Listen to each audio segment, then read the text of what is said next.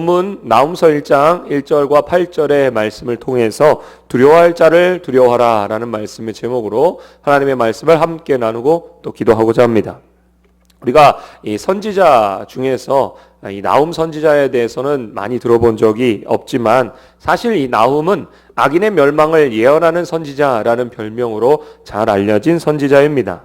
이 나훔 선지자가 활동하던 시대는 주전 620년경이었을 것으로 추측이 되죠. 나훔이 오늘 본문에서 심판과 예언의 말씀을 선포했던 곳은 어디일까요? 그것은 바로 니느웨입니다. 당시에 가장 강력한 제국이라 하면은 아수르 제국을 말할 수 있는데요.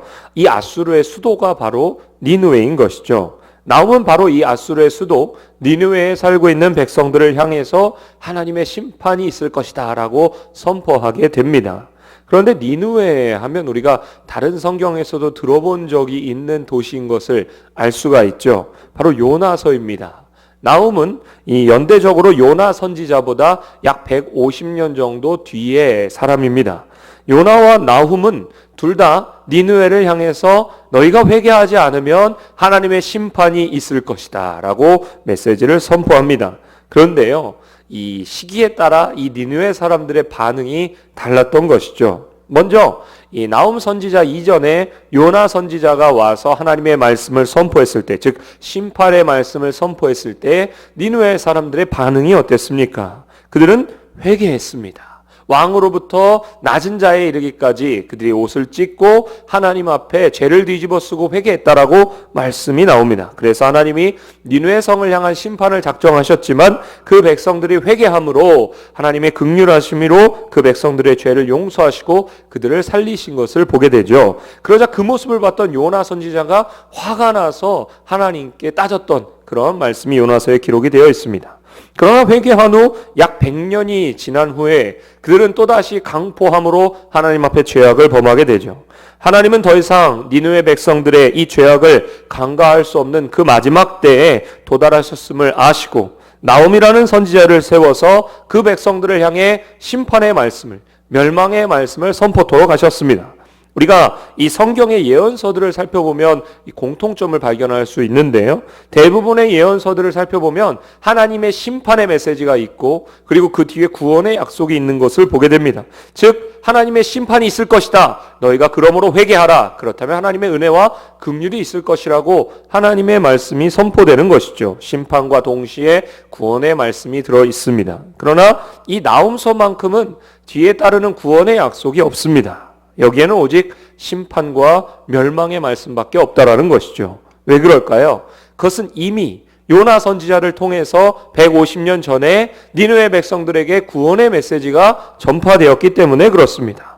그들에게는 하나님의 살아계심과 하나님의 공의로우심을 보여주셨고 하나님의 사랑을 보여주심으로 그들이 회개할 수 있는 기회를 주셨습니다. 그러나 니느웨 백성들은 이 하나님의 사랑과 긍휼을 소홀히 여겼고 마침내 그들의 죄악으로 돌이킬 수 없는 순간에 도달하게 된 것이죠. 그래서 서두에 말씀드렸듯이 이 나훔을 가리켜서 악인의 멸망을 예언한 선지자라고 말합니다.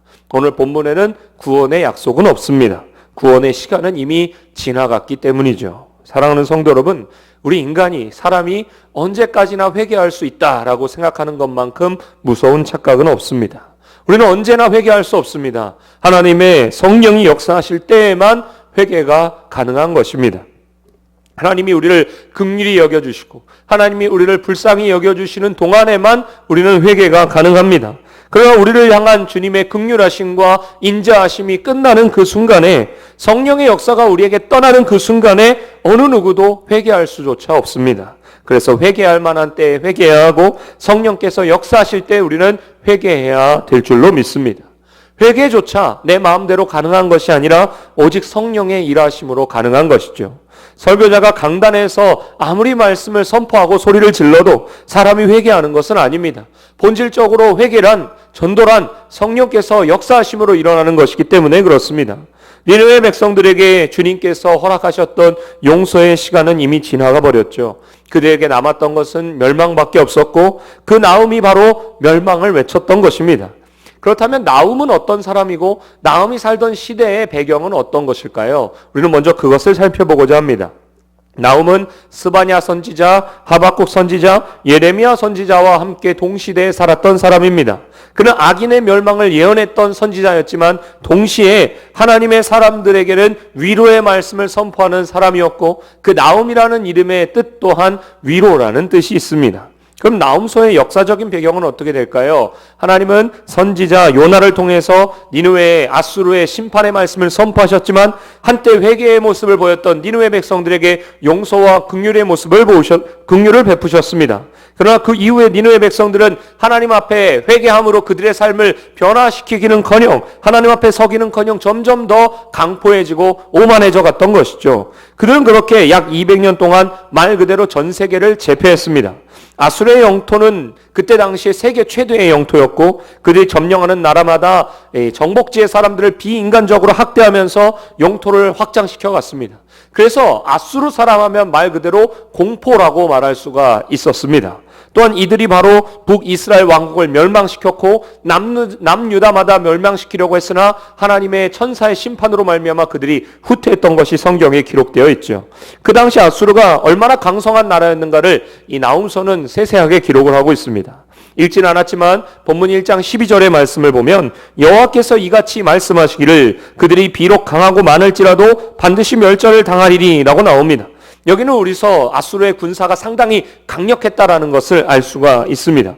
또한 2장 3절의 말씀을 보면 그의 용사들의 방패는 붉고 그의 무사들의 옷도 붉으며 그 항로를 버리는 날에 병거의 쇠가 번쩍이고 노송나무 창이 요동하는도다 라고 나옵니다. 니느웨 군사들의 위용이 얼마나 대단했는가를 보여주는 말씀이라고 볼 수가 있죠. 또한 2장 8절의 말씀을 보면 니느웨는 예로부터 물이 모인 못 같더니 이제 모두 도망하니 서라 하나 돌아보는 자가 없도다 라고 나옵니다. 여기에 물이 모인 못, 물들이 모였다라는 그 의미는 니느웨가 당시의 세계의 중심지였다라는 표현이 됩니다. 종합해보면 군사적으로 또 경제적으로 니느웨, 아수르의 이 심장부인 니느웨는 세계의 심장부 같은 도시였다라고 말할 수가 있습니다. 그렇다면 이 나훔서를 통해서 우리가 알 수 있는 하나님의 뜻, 하나님의 메시지에는 어떤 것들이 있을까요? 첫째로 니느웨의 백성들의 범죄와 범죄를 행한 범죄한 백성들을 향한 하나님의 심판을 우리가 알 수 있습니다. 그럼 니느웨 백성들은 당시 어떤 죄악을 범했을까요? 본문에 여러 가지 많은 죄가 묘사되어 있지만 크게 두 가지로 요약해 보면 첫째는 우상 숭배이고 두 번째는 인간 학대입니다. 먼저 우상 숭배를 살펴보겠습니다. 나훔서 1장 14절의 말씀을 보십시오. 나 여호와가 내게 대하여 명령하였나니 내 이름이 다시는 전파되지 않을 것이라. 내가 내 신들의 집에서 새긴 우상과 부은 우상을 멸절하며 내 무덤을 준비하리니 이는 내가 쓸모없게 되었음이라 라고 말씀합니다. 이처럼 성경을 보면 하나님이 제일 미워하시는 것이 바로 우상 숭배죠. 우상이란 무엇입니까? 우상은 하나님보다 더 사랑하는 존재, 하나님과 나 사이를 그러므로 가로막고 있는 존재, 하나님을 향한 시선을 방해하는 모든 것들을 우상이라고 말합니다. 나를 창조하신 하나님, 내가 돌아가야 될 그분, 나에게 생명과 호흡을 주신 하나님, 하나님보다 내가 더 마음을 쏟는 것이 있다면 그것이 바로 우상이라고 성경은 말씀하죠. 고대로부터 지금까지도 많은 민족들이 오래된 나무라든지 아니면 탑이나 또는 태양이나 달 같은 이러한 자연을 숭배하고 있습니다. 그러나 오늘날 현대인들은 이런 것보다는 더 교묘하고 더 간교하게 우상을 숭배하고 있죠. 이런 우상을 하나님은 미워하십니다. 그 다음으로 니느웨 백성들은 인간을 학대했습니다. 나훔서 3장 1절로 4절의 말씀을 보면 이러한 말씀이 나옵니다. 제가 읽어드리면 화 있을진저 피의 성이여 그 안에는 거짓이 가득하고 포악이 가득하며 탈취가 떠나지 아니하는도다. 휙휙하는 채찍 소리, 윙윙하는 병거 바퀴 소리, 뛰는 말, 달리는 병거, 충돌하는 기병, 번쩍이는 칼, 번개 같은 창, 죽임당한 자의 때, 죽음의 큰 무더기, 무수한 시체여 사람이 그 시체에 걸려 넘어지니 이는 마술에 능숙한 미모의 음녀가 많은 음행을 함이라. 그가 그의 음행으로 여러 나라를 미혹하고 그의 마술로 여러 족속을 미혹하느니라 라고 나옵니다. 이 여기에 나온 모든 종류의 살인과 간음과 폭행과 거짓들을 한마디로 표현하자면 인간에 대한 학대라고 말할 수가 있습니다. 왜 인간의 역사에는 이토록 끊임없이 우상에 대한 숭배와 인간에 대한 학대가 끊이지 않는 것일까요? 먼저 우리가 우상을 숭배하지 않으려면 어떻게 해야 합니까? 성경은 우리에게 하나님을 사랑하는 자 우상을 숭배하지 않는다고 말씀합니다. 하나님을 정말로 사랑하는 사람은, 하나님을 사랑함이 나의 전부가 된 사람은 결코 우상을 숭배할 수 없습니다. 우리에게 물질도 필요하고 힘도 필요하지만 이것들이 우상이 될 수는 없습니다. 나의 사랑, 나의 생명, 나의 모든 것은 나를 창조하신 하나님 안에 있다라는 것이죠. 그러므로 하나님을 사랑하는 자는 우상을 숭배할 수가 없습니다. 또 어떻게 하면 인간을 학대하지 않을 수 있을까요? 성경은 우리에게 사람을 사랑하는 자는 인간을 학대하지 않는다고 말씀합니다. 율법의 완성이란 그래서 하나님의 사랑이자 이웃 사랑이라고 말씀하죠. 수많은 계명을 입에 담을 필요가 없습니다. 언제나 초점은 사랑입니다. 내가 정말로 하나님을 사랑하고 하나님이 사랑하신 그 사람을 사랑하는 자리에 내가 머물 수 있는 것인가? 이것이 우리를 향한 하나님의 모든 계명의 요약입니다. 하나님을 사랑하면 우상을 숭배하지 않고 사람을 사랑하면 인간을 학대할 수 없습니다. 십계명을 암송하지 않아도 되는 것이죠. 우리가 진정으로 사람을 사랑할 때 내 이웃을 사랑하는 사람이 내 이웃을 사랑하는 사람이 이웃의 물건을 탐하지 않게 되는 것이죠. 내가 이웃을 인격적으로 사랑하면 간음할 수 없는 것이고 내가 이웃을 진정으로 사랑하면 이웃을 향해서 거짓 증거를 할 수가 없다라는 것입니다. 그러므로 모든 인간을 향한 하나님의 계명의 요약은 하나님을 사랑하고 내 이웃을 내 몸과 같이 사랑하라라는 말씀입니다. 바로 이 계명을 떠났을 때 하나님 앞에 죄악이 도달했을 때 이것이 바로 하나님의 진노와 심판의 원인이라는 것을 나훔서는 우리에게 말씀하고 있습니다. 역사를 보면 그 강대했던 아수르 제국이 하루아침에 멸망합니다. 실제로 아수르는 나훔이 이 심판의 말씀을 선포한 지 불과 20년 만에 망하게 됩니다. 남쪽에서 바벨론이 일어나고 동쪽에서 메대 제국이 일어나기 시작했고 북쪽에서 스구디아가 일어나기 시작했고요. 결정적으로는 바벨론에 의해서 아수르는 멸망합니다. 2장 13절에 보면 아수르의 멸망을 예언하는 말씀이 이렇게 나옵니다. 만군의 여호와의 말씀에 내가 내 대적이 되어 내 병거들을 불살라 연기가 되게 하고 내 젊은 사자들을 칼로 멸할 것이며 내가 또 내 노력한 것을 땅에서 끊으리니 내 파견자의 목소리가 다시는 들리지 아니하리라 하셨느니라. 오만했던 아수르 제국, 하나님께서 요나 선지자를 통해서 용서와 긍휼의 기회를 주셨으나 돌이키지 않았던 이 아수르, 그들이 하나님의 계명을 어기고 우상을 숭배하고 인간을 학대하는 그때 하나님은 나훔 선지자를 통해서 이렇게 선포하십니다. 이제는 내가 너희의 대적이 될 것이다. 천하에 아무도 우리를 대적할 자가 없다고 소리치던 사람들이 바로 아수르 제국 사람들이었습니다. 그러나 하나님은 나훔을 통해서 이제는 내가 너를 대적할 것이다 라고 선언하시고 역사 가운데 심판하십니다. 그리고 마침내 기원전 607년에 아수르 제국은 멸망하게 된 것이죠. 나훔서를 통해서 우리가 알 수 있는 하나님의 메시지는 어떤 것들이 있을까요? 첫째로 니느웨 백성들의 범죄와 범죄한 백성들을 향한 하나님의 심판을 알 수 있다면 두 번째로는 동시에 하나님의 사람들을 향한 하나님의 위로하심을 깨닫게 됩니다. 우리의 삶에서 죄악이 번성하는 것처럼 보이고 악인들이 형통한 것처럼 보이고 의로운 사람들이 오히려 짓밟히는 것 같은 부조리한 삶의 모습을 바라볼 때마다 우리는 질문할 수밖에 없습니다. 하나님 왜 이렇게 세상이 어지럽습니까? 왜 이렇게 어둡고 부조리가 판칩니까? 라고 말할 수밖에 없다라는 것이죠. 그러나 하나님은 하나님의 때가 이르렀을 때 공의를 위해서 역사하시기 시작합니다. 그것은 하나님의 심판과 멸망의 대상들에게는 저주의 모습이지만 진노의 모습이지만 하나님의 공의가 실현되기를 바랬던 하나님의 사람들에게 있어서 그것은 은혜요 위로의 모습이 됩니다. 우리 본문의 1장 7절 말씀인데요. 보시고 함께 읽어보시겠습니다. 여호와는 선하시며 환난 날에 산성이시라. 그는 자기에게 피하는 자들을 아시느니라. 아멘. 하나님의 심판이 아수르 제국에 임할 것을 선포하는 그 순간에 하나님의 편에 선 사람들에게는 동시에 이 말씀이 선포된 것입니다. 여호와는 선하시며 환난 날에 산성이시라. 그는 자기에게 피하는 자들을 아시느니라. 그러므로 이 나훔서를 요약해보면 이렇습니다. 니느웨에 대한 경고, 악인에 대한 심판의 말씀인과 동시에 하나님을 신뢰하는 자, 하나님의 손길을 바라보는 믿음의 사람들에게는 위로의 말씀이기도 한 것이죠. 1장 15절의 말씀을 볼까요? 볼지어다 아름다운 소식을 알리고 화평을 전하는 자의 발이 산 위에 있도다.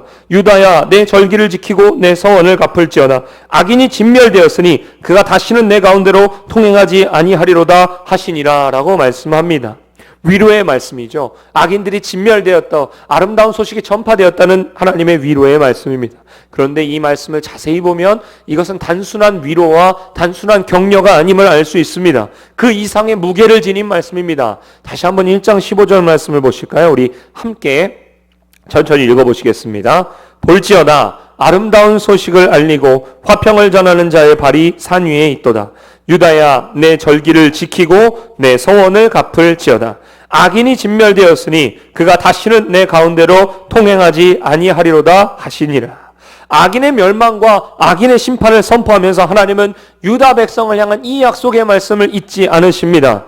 유다야, 즉 나의 사랑하는 백성들아, 하나님의 사람들아, 아름다운 소식을 전하고 화평을 전하는 자의 발이 산 위에 있을 것이다. 그러므로 너는 너의 절기를 지키고 너의 소원을 갚으라. 너희의 악인을 내가 진멸하겠다. 그러므로 너희는 안심하고 내 절기를 지키고 내 소원을 갚으라. 오늘 말씀을 통해서 하나님이 저와 여러분에게, 하나님의 사람들에게 주시는 위로의 말씀이 무엇입니까? 우리는 하나님 앞에 우리의 의무를 다해야 한다라는 것입니다. 이것은 단순한 위로 이상의 의미를 지니는 격려의 말씀입니다. 하나님의 공의로우심을 우리가 믿는다면, 하나님의 살아계심과 하나님의 역사하심을 우리가 믿는다면 우리는 하나님 앞에 안심함으로 하나님이 우리에게 맡겨주신 일들을 해나가야 합니다. 이 세상에 악인이 득세함에도 불구하고 하나님은 의로우십니다. 우리의 주님은 잠시 역사에서 하나님의 심판을 유예하고 계실 뿐이죠. 때가 오면 하나님은 하나님의 공의로우심을 드러내십니다. 그러므로 하나님의 사람들인 저와 여러분은 실망하지 않고 낙심하지 않고 하나님만을 바라봐야 될 줄로 믿습니다. 그리고 해야 할 일이 무엇입니까? 오늘도 내일도 흔들림 없이 주님께서 저와 여러분에게 명령하신 삶의 거룩한 의무를 다해 나가야 될 줄로 믿습니다. 오늘 말씀을 맺겠습니다. 본문 2절을 보시면 여호와는 질투하시며 보복하시는 하나님이시니라. 여호와는 보복하시며 진노하시되 자기를 거스르는 자에게 여호와는 보복하시며 자기를 대적하는 자에게 진노를 품으시며 라고 말씀합니다. 여기에 질투하시고 보복하시는 하나님이라는 말씀은 굉장히 무섭게 들리는 말씀입니다. 그런데 그 다음에 나오는 3절의 말씀의 시작을 보십시오. 2절에서 분명히 질투하시며 보복하시는 하나님이라고 말씀하면서 3절에는 여호와는 노하기를 더시하신다라고 말씀합니다. 언뜻 보면 이 두 가지의 말씀이 전혀 상반된 말씀으로 보이게 되는 것이죠. 그렇다면 이 2절에 나오는 질투와 보복이라는 단어의 뜻을 우리가 명확하게 파악해 봐야 합니다. 이 두 단어는 우리가 흔히 알고 있는 질투와 보복의 의미가 아닙니다. 먼저 질투라는 말은 어떤 사건이나 사물을 향한 나의 감정이 내면 깊숙이 자리 잡은 상태를 의미하는 단어입니다. 따라서 질투하시는 하나님이라는 것은 모든 것을 적당히 처리하시는 분, 어느 것에 마음을 쏟지 않고 그냥 처리하시는 그런 하나님이 아니라 질투하시는 하나님이란 인간의 역사 속 가운데 하나님의 마음을 깊이 품으시고 개입하시는 분이라고 말씀하는 것입니다. 이처럼 질투하시는 하나님은 니느웨 백성들의 죄악에 대해서 깊은 마음을 품으시고 그들을 심판하시게, 그들의 역사 가운데 개입하시게 된 것이죠. 또한 보복하시는 하나님이라는 것도 인간적인 의미에 내가 손해를 봤으니까 너도 손해를 봐야 한다라는 그런 보복의 의미가 아닙니다. 악인을 반드시 징벌하겠다라는 하나님의 성품이 드러난 단어가 보복하시는 하나님이라는 의미가 되는 것이죠. 따라서 질투와 보복의 하나님이라고 2절에 나온 말은 다른 말로 표현하자면 사랑과 공의의 하나님이라는 개념이고, 그것을 설명하기 위한 좀 더 단호한 표현이 질투와 보복하시는 하나님이라고 표현된 것입니다. 우리를 향하신 하나님의 사랑이 얼마나 깊으면 또한 죄를 향하신 하나님의 심판이 얼마나 단호한지를 보여주는 표현이 바로 질투와 보복이라는 단어인 것이죠. 이런 의미를 생각하면서 우리가 다시 한번 2절의 말씀을 보면 여호와는 질투하시며 보복하시는 하나님이시라. 여호와는 보복하시며 진노하시되 자기를 거스르는 자에게 여호와는 보복하시며 자기를 대적하는 자에게 진노를 품으시며 라고 말씀하는 것을 통해서 우리는 하나님의 사랑과 공의로우심을 발견하게 됩니다. 이처럼 하나님은 노하기를 더디하시는 분이십니다. 그러나 하나님은 동시에 죄악을 그대로 두지 않으시는 하나님이시죠. 하나님은 반드시 죄악을 심판하십니다. 그러므로 사랑하는 성도 여러분, 우리는 하나님의 사랑을 신뢰해야 합니다. 그러나 주님의 공의로우심 앞에 동시에 떨어야 하는 것이죠. 이것이 그리스도인들이 하나님을 경외하는 모습입니다. 하나님 앞에서의 떨림이 우리에게 있는가를 우리는 오늘 돌이켜봐야 합니다. 하나님은 자신이 사랑하시는 백성들을, 하나님의 사람들을 치시기도 합니다. 누구를 들어서 이스라엘 백성들을 치셨습니까? 아수르와 바벨론을, 즉 믿지 않는 사람들을 통해서 이 믿는 사람들을 징벌하셨던 것이죠. 하나님의 역사가 그렇습니다. 나를 사랑하시기에 내 삶에서 악을 벌하시고 의를 이루어 가시기 위해서 나에게 찾아오시는 그 그러므로 우리는 예배의 자리마다 그 하나님 앞에 거룩한 떨림이 있어야 합니다. 고린도후서 7장 1절은 그래서 이렇게 말씀합니다. 그런즉 사랑하는 자들아, 이 약속을 가진 우리는 하나님을 두려워하는 가운데에서 거룩함을 온전히 이루어 육과 영의 온갖 더러운 것에서 자신을 깨끗하게 하자라고 말씀합니다. 우리가 우리의 삶에서 악의 유혹에 무너지고 우리의 삶에서 악을 극복하지 못하는 이유가 있다면 무엇이 있을까요? 많은 이유가, 여러 가지 이유가 있겠지만 그 중에 중요한 것은 우리가 하나님을 두려워하는 마음을 잃어버렸을 때입니다. 우리는 하나님을 두려워해야 합니다. 하나님을 사랑하는 것과 동시에 하나님 앞에 두려워할 필요가 있습니다. 나훔 선지자를 통하여 악인의 멸망을 예언하신 하나님은 오늘의 역사 가운데서도 악의 심판을, 악인에 대한 멸망을 예언하고 계십니다. 그러나 이 멸망을 선언하시면서도 하나님은 하나님을 사랑하는 자에게 동시에 이렇게 약속을 하십니다. 여호와는 선하시며 환난 날의 산성이시라. 그는 자기에게 피하는 자들을 아시느니라. 오늘 이 말씀 앞에서 우리는 먼저 나의 삶을 돌이켜봐야 합니다. 그리고 하나님을 경외하는 예배자의 삶으로 살아가는 저 여러분이 되시기를 소망합니다. 성령께서 우리의 마음 가운데 은혜를 베풀어 주시고 지금 주님 앞에 나아갈 때 예배의 자리에, 주님 앞에 엎드리는 이 회개의 자리에 하나님께서 역사하시게 될 줄로 믿습니다. 기도하시겠습니다. 아버지 하나님 감사합니다. 오늘 하나님은 말씀을 통해서 하나님의 역사는 이루어지고 있으며 하나님의 때에 하나님께서 역사하심을 우리는 깨닫게 됩니다. 그러므로 주님 앞에 믿음으로 서게 하여 주시옵시고 이 은혜의 때에, 이 회개할 수 있는 시간에, 하나님의 말씀을 들을 수 있는 이 시기에 주님 앞에 나아 온전히 설 수 있는 믿음의 사람들이 되게 하여 주시옵소서. 주님은 우리에게 말씀합니다. 너의 의무를 다하라고 말씀합니다. 하나님이 살아계심을 우리가 믿는다면 이 시간 주님 앞에 우리의 의무를 다하며 주님 앞에 예배의 자리에 서기를 기도하며 성령께서 도와주시기를 간구하며 나아가는 믿음의 모습으로 서게 하여 주시고 주님을 찬양하며 주님의 말씀 앞에 설 수 있는 주님의 자녀들이 되게 하여 주시옵소서. 하나님의 은혜가, 하나님의 긍휼하심이 반드시 임하게 될 줄로 믿사오며 예수님의 이름으로 기도드립니다. 아멘.